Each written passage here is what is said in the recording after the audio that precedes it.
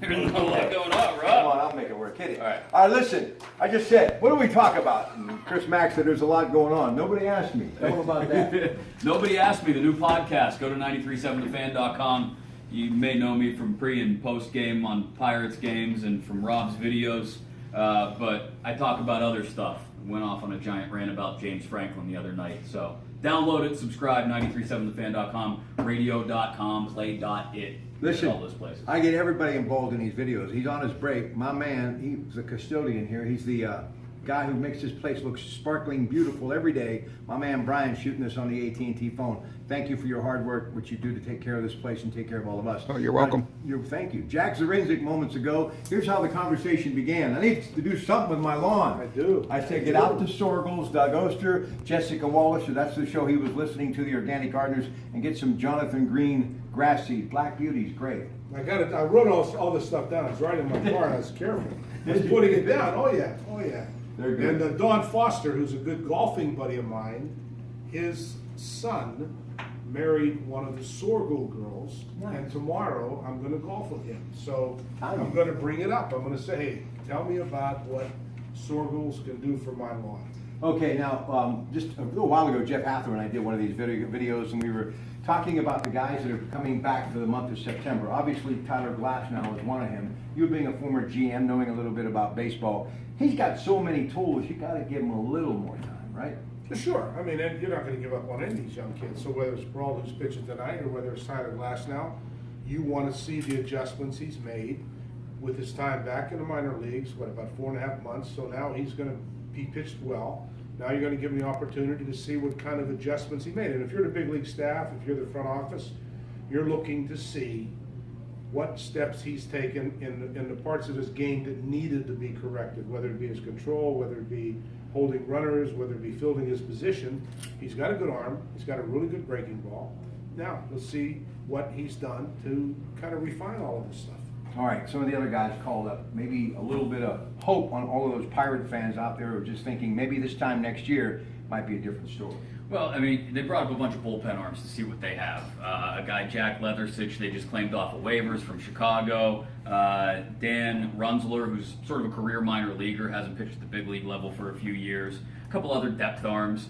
I think the most important part for this ball club to figure out in the last 3 weeks of the season, before they go into 2018 and the offseason in particular, is where are they going to get the offense? We've talked about this a lot the last couple days. This offense is bottom 5 in the league in most major categories, bottom 2 or 3 in others.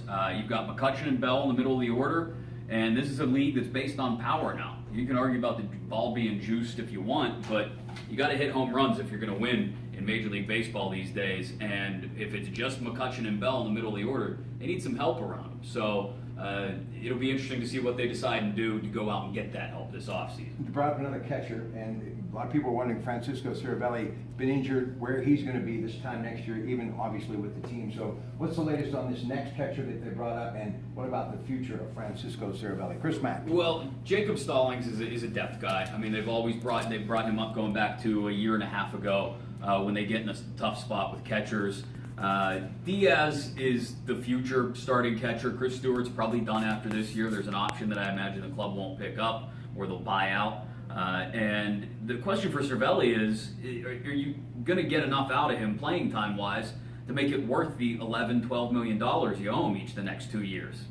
It's hard to say. I mean, we've seen one full season out of him now in his career, really. And it was great in 2015 when he played that full season, but that's not enough. And it really, if you were looking to make a change midstream from Cervelli to Diaz in this offseason, I'd find it hard to believe you'd find a lot of people willing to pick up that Cervelli contract. So he'll probably be their starting catcher going into next year, but health is always going to be an issue with him. Jack, how about the St. Louis Cardinals? Obviously, they did a number on the Pirates over the weekend, shut them out yesterday. Bucs Milwaukee right now, 93.7 The Fan. They're just a couple of games behind the Cubs, so they're not done. Well, or is Milwaukee. I mean, both have the same record, so they're both trailing the Cubs. We'll see. I mean, who would have thought this? You know, at one point in time when the Cubs weren't playing well early in the year, you thought there was an opening for the Pirates to catch them. That didn't happen. But now you have Milwaukee and St. Louis right down their tails. So this is a big series for Milwaukee playing the Pirates, and St. Louis coming up again. So we'll see what happens. Who knows? You play the games to figure out what's going to happen. The good news is they're actually brewing Pabst Blue Ribbon in Milwaukee again. First time in 20 years. We care about that. One other thing we care about, and he's got a sauce house, spaghetti sauce, he and his father to support local charities. Tito Sr. and Jr. I don't know how they started calling young Terry Tito, but he is to the folks in Cleveland. How about the Cleveland Indians? Come on, guys, give them some love. Yeah, going for 19 tonight. How's that possible? If they should win tonight, they'll be going for number 20 to tie the Oakland A's of 2002 with Corey Kluber on the mound. So their pitching has been fantastic. I mean, it was good last year, got into the World Series. It's been even stronger over the past month during the last 3 weeks of this winning streak. They've passed the Astros now for the best record in the American League, and they're actually chasing down the Dodgers for the best record in baseball. So if you would have told anybody even 3 weeks ago that the Dodgers wouldn't have the best record in baseball, they've lost 10 in a row now, and that the Indians would be possibly have home field through the World Series, they'd have looked at you sideways, but that's certainly what could happen. Watch this. Okay. I'm looking at You're you looking at me sideways? Come on, now. It's impressive. Isn't it, But, Jack? well, it is. I mean, goodness gracious, nobody would have thought of that. We talked about it on a pregame show and a postgame show yesterday. The Dodgers, when they were in here, they were on a pace to win about 114 to 116 games. Now they've lost 10 in a row. And the streak goes further than that. I don't know how many they've lost out of the last 20, but it's been bad. And then Cleveland all of a sudden just got on fire. So who knows? I mean, these things are unpredictable. We also said this.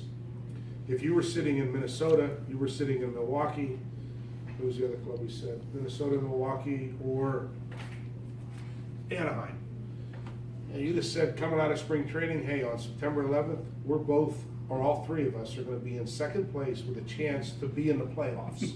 You wouldn't have thought it. But that's why you play the games. That's why you play the game. This is why you listen to 93.7 The Fan. Jack Zarinzik, Chris Mack before every game and after the game. Pirates right now taking on Milwaukee. 93.7 The Fan on News Radio 1020 KDK Westwood One Radio. Doubleheader Monday Night Football. Adrian Peterson now with the Saints taking on his old team Minnesota. Sam Bradford, your quarterback, and then Phillip Rivers, LA Chargers taking on Denver in the second part of the doubleheader. Good night, everybody.